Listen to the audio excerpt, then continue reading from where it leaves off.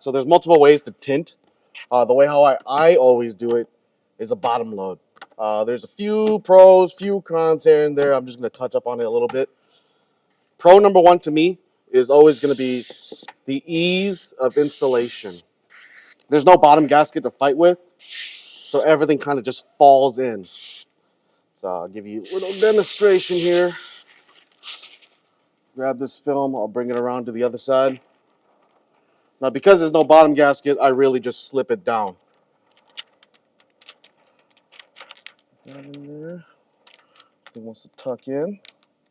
Slip solution's kind of old. It'll have to make do.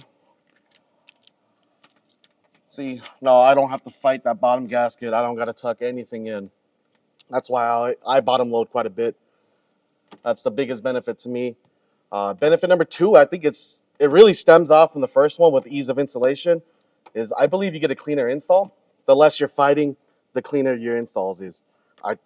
There's no ifs, ands, or buts about that. There's really no wrong way, right way to tint. It's just whatever gets you the cleanest results is what I consider the correct way. And that's how I do it. Now, when it comes to the cons of bottom loading, the elephant in the room is always going to be removing the door panel. That's some cars you don't have to, some you do. This one, for example, I did. Of course, the biggest cons with that, like I said, removing the door panel is just, it's going to be potential damages. It's multiple things you can break. Speakers, door lock actuators, the door lock itself too, door handles, cables, sorts like that. Tons of electronics back there as well that you can damage. To me, the benefit outweighs all the cons. That cleaner install, cleaner results, happier clients.